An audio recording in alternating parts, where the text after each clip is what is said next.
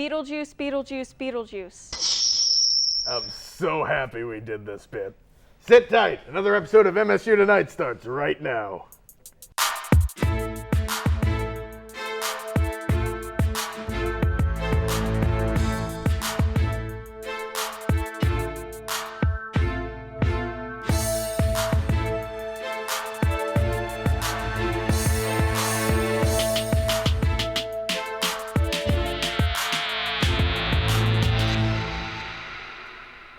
We got a hell of a show for you folks.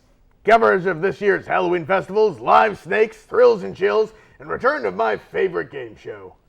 But before any of that, let's jump right into this week's Hot Topics. First up, let's take a look at Sigma Phi's Fest Philanthropy event and how they're getting into the spirit of Halloween. With Halloween just around the corner, we're all feeling that spooky spirit. This Saturday, the annual Fall Fest event hosted by Sigma Phi Fraternity took place at Hamilton Field from 12 to 3. This is one of Sigma Phi's biggest philanthropy events that they host here at Murray State throughout the year. Organizations come together and compete in different competitions to raise money for charity.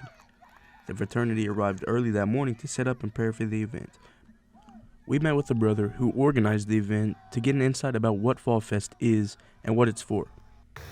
Hey, I'm Connor Reben. I am Sigma Phi's Fall Fest chair, and Fall Fest is our philanthropy event that we have during the fall, and it is basically just a bunch of field games. We invite other organizations out, and they participate, and the week leading up, we collect donations and money in order to have more money to donate to this charitable organization that we donate to, which is Mental Health America.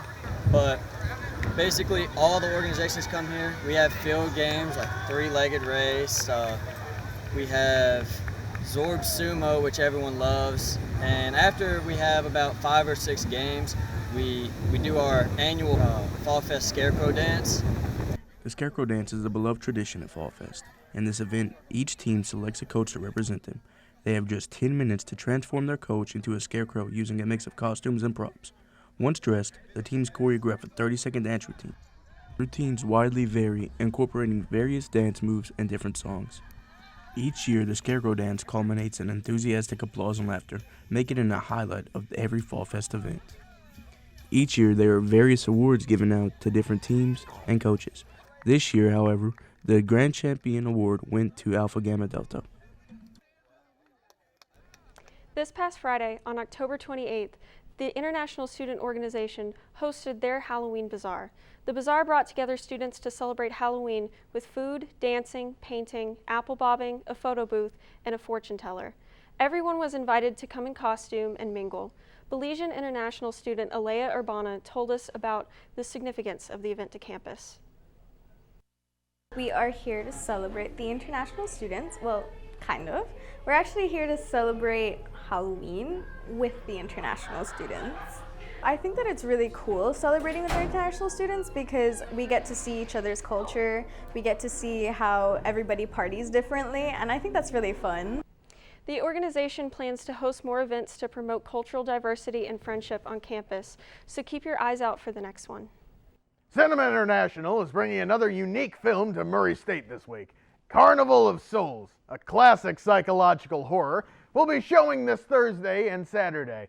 The movie follows a young woman who survives a car accident, only to be haunted by a mysterious figure leading her to an abandoned carnival. Known for its haunting and black and white cinematography, Carnival of Souls became a cult classic after debuting on late-night television. This free screening will take place at 7:30 p.m. in Faculty Hall, room 206. Admission is open to the public, so don't miss out. This past weekend, our local Peddlers Mall put on a Halloween Hootenanny, a fun-filled family Halloween event. We stopped by to check out the festivities and learn more about what Peddlers Mall is all about. This past Saturday from 11 to 3, Peddlers Mall in Murray hosted a Halloween Hootenanny, a seasonal celebration for families and shoppers alike. Known as a community hub, Peddlers Mall is more than just a store. It's a space where local vendors bring unique antiques, collectibles, and hidden gems to their booths.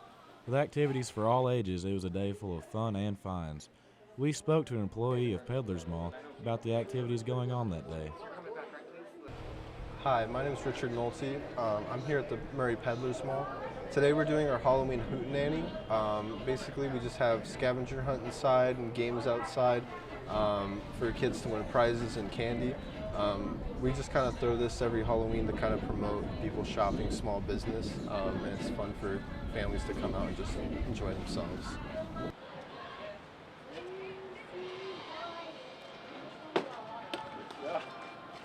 If you didn't make it out, there's still plenty to discover here year-round. So next time you're in the mood for something one of a kind, Peddlers Mall has you covered.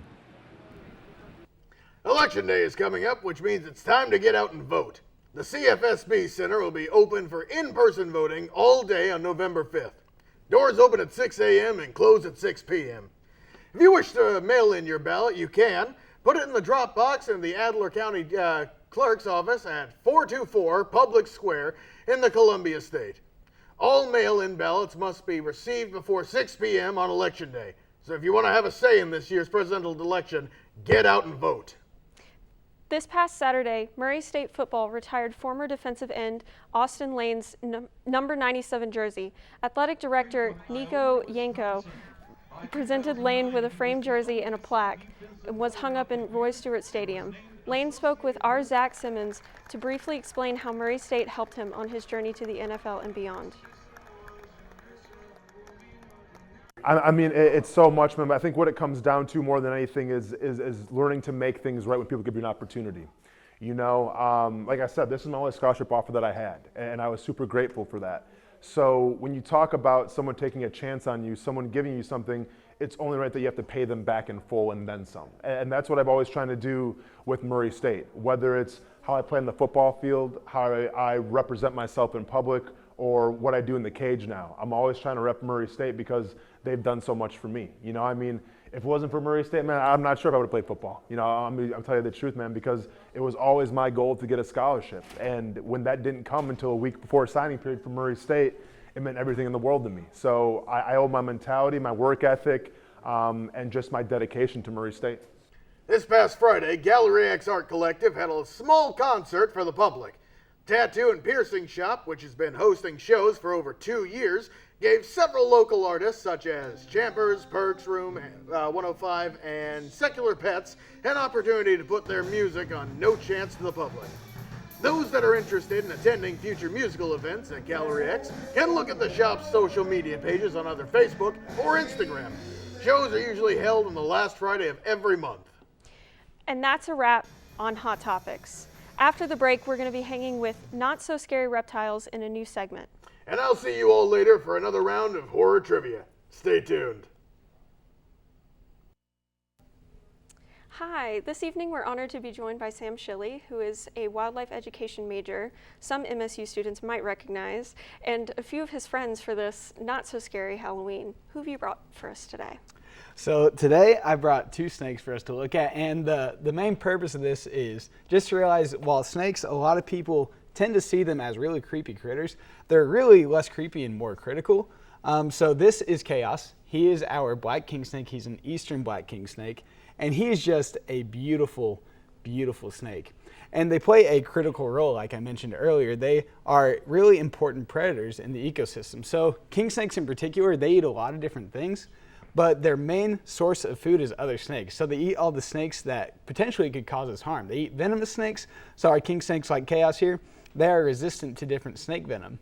So they're able to eat these snakes and keep their populations in control and avoid us seeing way too many of them. And on top of that, they also eat all the other animals like little rodents, mice, voles, shrews, and all these other things that can cause us issues. Are they native to this area? Yeah, so king snakes, they definitely are. We have a couple of different king snake species. So there's the eastern black king snake, and then we also have prairie king snakes. And then very, very closely related, we have milk snakes. So we have the eastern milk snake.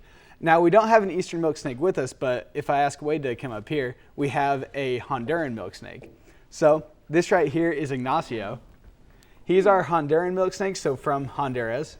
And they are not in the state of Kentucky. There's an eastern variety, which is more of a white and red. And they are also a very beautiful snake and play very similar roles to the king snake. as far as predators go. And they're also really, really important food sources for a lot of other animals as well. So we can think of things like hawks and falcons and other raptors that are going to be flying down and swooping and picking up these animals. They're going to be eating on all kinds of things, especially snakes and other small mammals. So they play a really important role in two different ways as predator and prey. It's very, very interesting. What are their names again? So the milk snake, his name is Ignacio, and then this king snake, his name is Chaos, which is the most ironic name ever because you can see he is the most chill, docile snake you'll ever meet. And were they born here at Murray State? So these two snakes, the way that we got them, the original advisor that was here before my advisor, Dr. Duroc, he actually had the snakes, and I believe Ignacio was surrendered as a pet, as was Chaos. So Dr. Duroc was gifted them whenever she started the job. And then instead of just keeping them in the biology building for no real reason, she used them for outreach with MSU ARC. And what is MSU ARC? So it stands for the Murray State University Amphibian and Reptile Collection. So we don't have any amphibians with us, but basically the entire goal is to take our reptiles and take them to dorms on campus. We take them to middle schools like Callaway County, the Murray Middle School and Elementary School, and things like this, and basically just tell people how important these snakes really are, because a lot of people have this really natural hatred towards them, which is really just unwarranted because they're such cool animals and they are really, really important, and honestly cause next to no harm to anyone if people respect them as they should. They're very beautiful. They really, really are. The king snake especially, I believe, is one of our most beautiful snakes. Yes, I very much agree. What else do you do in ARC, like around Murray? So around Murray, so we'll go to, come here, buddy. So we'll go to different places, like I mentioned, like the middle schools. We've also been to a couple of churches. So Murray First Baptist is one that we've been to a few different times, and as well as daycares. So various daycares and stuff will reach out to either me or Dr. Duroc and just message us, say, hey, we'd like snakes to come here, and we'd love to show these to the kids or to whoever's at that particular place, and then we'll take them. And that's basically it. It's really just an educational thing, showing people how it's really not the smartest idea to just hate these snakes for no reason, because like I said, they're just so critical.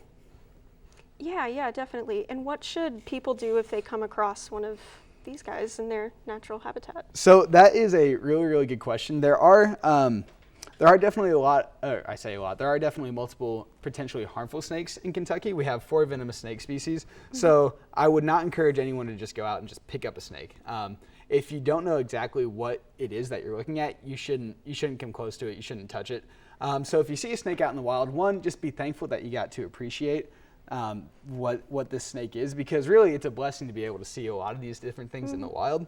And 2, don't pick it up. Don't try to harm it. The last thing you should want to do is kill it for no reason. And if you can, if it's on a road or something, just usher it off. Be safe about it. Don't touch the animal, and just kind of let it be, because they are living things just like you and I. They have lives that they're trying to do. They're really just trying to survive, and that's all that they're really up to. They're not going to go out of their way to harm you.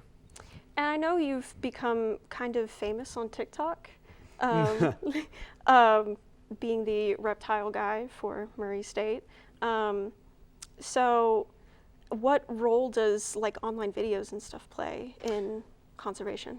So it's the biggest issue is people just not understanding. Like there's a lot of really, really intelligent wildlife biologists that know a lot about how we can properly take care of all of the environment, let alone just a certain select few species.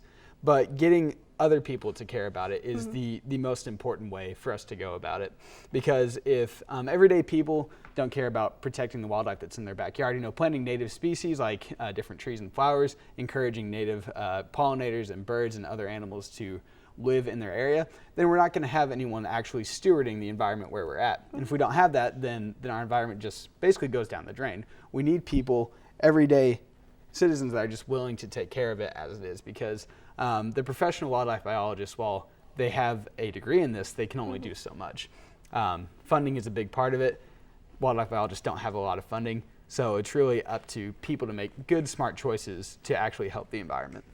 I would love to thank you today for coming to visit us and show us these absolutely beautiful creatures, and provide some information for everybody who possibly would like to know more and help you guys. Of course, thanks for having us. Thank you. No, not us. Oh, you're back. Did you miss me? So glad to be back hosting one of my absolute favorite segments on this show. This time with an unpleasant twist. We're back hosting horror trivia. Guests today are Drayton, Lance, and returning, Joe. Yeah, eat it. This time on horror trivia, the winner gets to hit me in the face with pie because our guests today are complete pansies. So, boys, are you ready? Yeah. Oh, yeah. I was. Let's get into it. We have today 26 questions and 5 seconds for each. Same rules as last time. Going from right to left, answer in the time allotted. Someone keeps score out there. Don't care who. You, keep score. You, keep score. All right, are we ready? Joe, listen this time. What is the name of the doll possessed by a malevolent spirit in The Conjuring? Annabelle. That is correct. 1 point for Joe. In the movie Gremlins, what are the 3 rules to keep Mogwais from transforming? Lance. Don't get them wet. Don't feed them after midnight. And your time is up. Same question. Don't get them wet, don't feed them after midnight, and don't touch them inappropriately. And you're off the show. Joe, your turn. Don't get them wet. Don't feed them after midnight. And don't flash a light in their face. I can't remember. You know what? That's actually close enough. Keep them away from bright light. That's a point for Joe. Which horror film features the line, "Do you like scary movies?" as part of a phone call that sets off the film? Halloween. And time is Halloween. up. Oh. Joe, your turn. Scream. That is correct. 1 for Joe. What Stephen King story features a dog that becomes rabid and terrorizes a mother and son trapped in a car? Cujo. That is correct. Joe. Which film follows a group of friends trying to survive a supernatural entity that is possessed through intimacy? Incorrect. Drayton, same question. The Conjuring. That is absolutely wrong. Get off my show. Joe, your turn. It follows. That is I correct. knew it, bro. He gave me 2 The seconds. movie about STDs, everybody. He said 2 seconds, bro. All right. What creature attacks humans based on movement in the 1990s Tremors? Joe, It's me? probably. I think it's Drayden. No, it's Drake. Oh, Tremors. Oh, that is actually wrong. Can you repeat the question? What creature attacks humans based on movement in the 1990 film Tremors? Joe. Oh, my God. Time's up. Lance. Oh, that graboids? That is correct. Which 1973 horror movie revolves around the exorcism of a young girl named Reagan? Joe. Say that one more time. No. You gotta repeat the question. Which 1973 horror movie revolves around the exorcism of a young girl named Creighton? Go. Poltergeist. That is incorrect. Lance. Oh, I know it. I'm disappointed. That is time up. No. Drayton. Scary Movie 2. No. Get the hell off my show. The answer was The Exorcist. Yep. Seen it 167 times, and it keeps getting funnier every time I see it. What horror movie involves a cursed videotape that kills anyone who watches it in 7 days? That's me, right? That is you. The Ring. That is correct. What is the name of the summer camp on Friday the 13th? Drayton. Green Oaks. That is absolutely wrong. Joe, Oh, my God. who starred as the werewolf Lawrence Talbot in the 1941 film The Wolfman? Hey, you're not got it, giving you him got like a redo on that question. He missed it, so we Oh, got Oh, Joe. that's right. That's Oh, right. I don't yeah. know why I forgot that immediately. My head's elsewhere. Oh, I get a redo? Hell no. Joe Joe, does. answer the question. 5 seconds. You said the name of the lake? What is the name of the summer camp in Friday the 13th? Is it just Crystal Lake? Yeah, Camp Crystal Yeah. Lake. Good Alright. enough. All right. Wolfman, who played him? 1941. Lance, No, it's it's your turn. Joe's. Drayden just missed it. It's Joe's turn. Joe, your turn. Wolfman 19 what? Yep. 1941. Wolfman. Who played the Wolfman? I have no idea. Lance, who played the Wolfman? I don't know. Drayton, we're not even going to ask you. Brendan. John Brendan Jancy. Hathaway. It's Lon Chancy. Lon Chancy. Hell kind of name is Lon Chaney. In Jaws, what's the name of the police chief who tries to save the beach town of Amity? I don't know. Okay, who wants to answer? Oh, Hank Williams.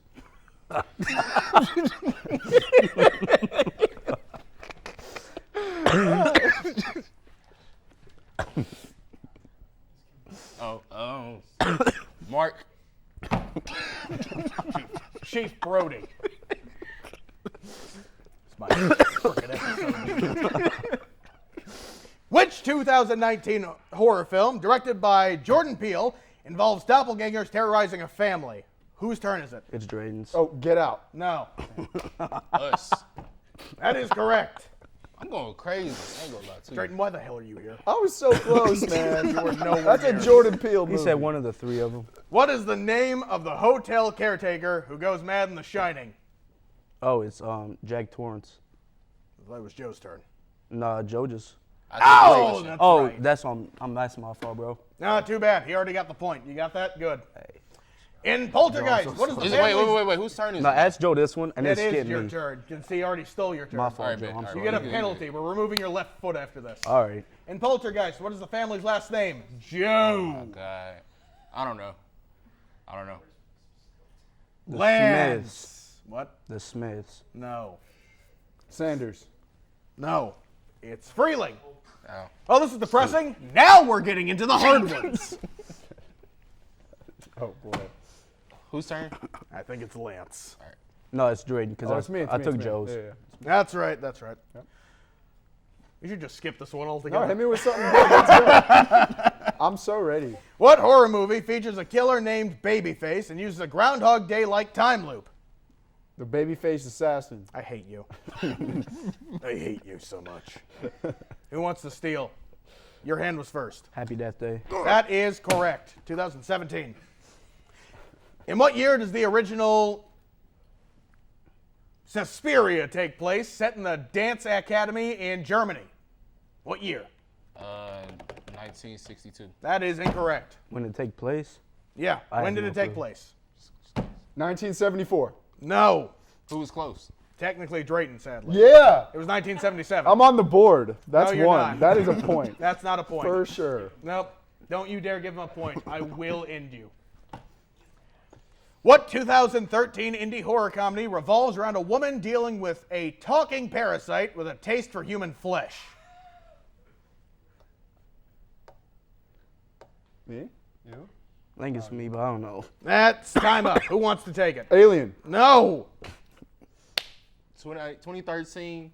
It's a parasite. Want to Yep. take human flesh. And your time is up. The answer was Bad Milo.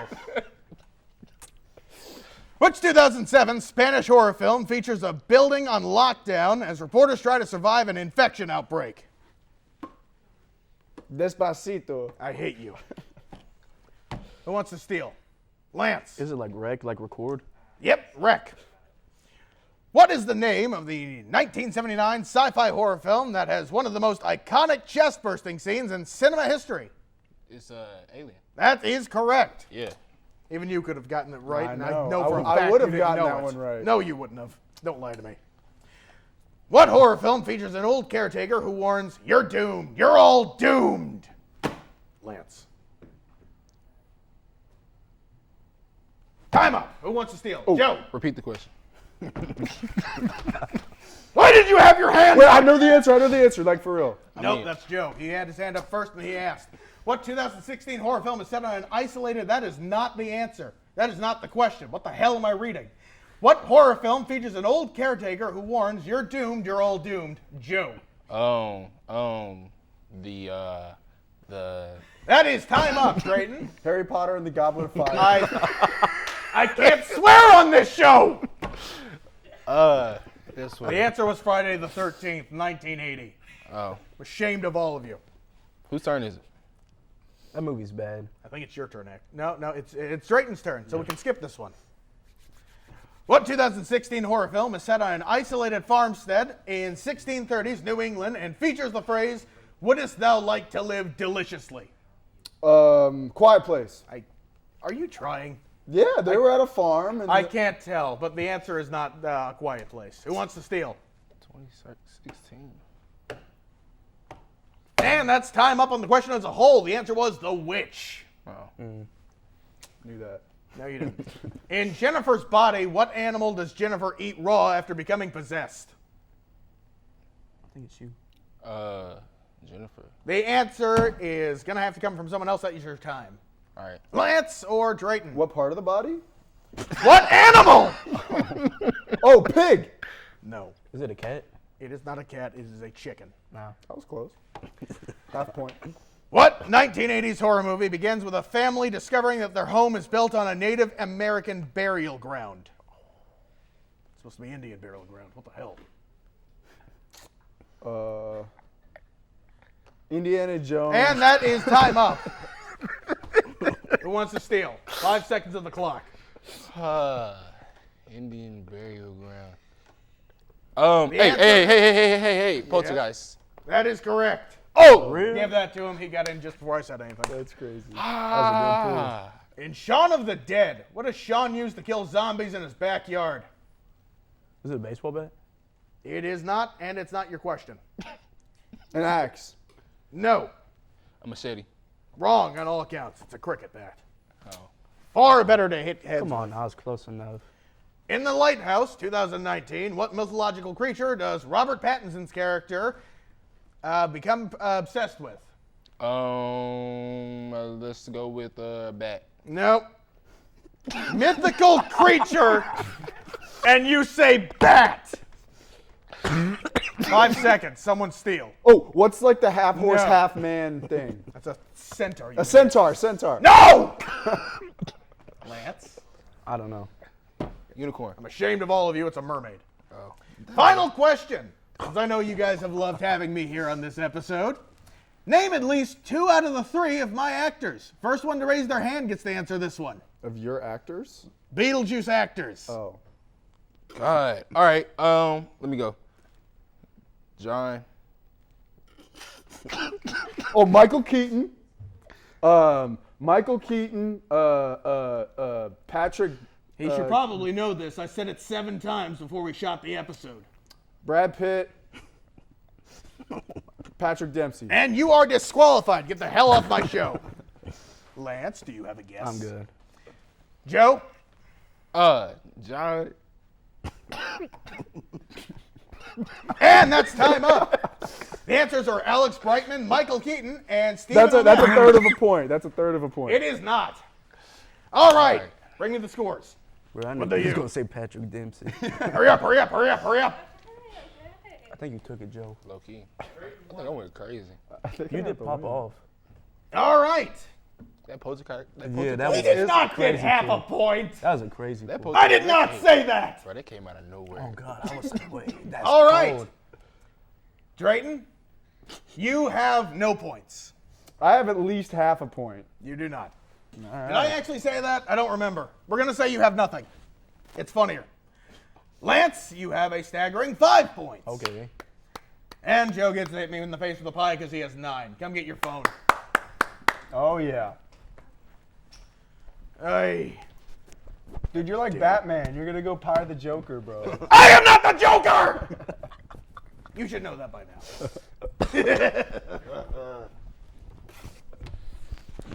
All right.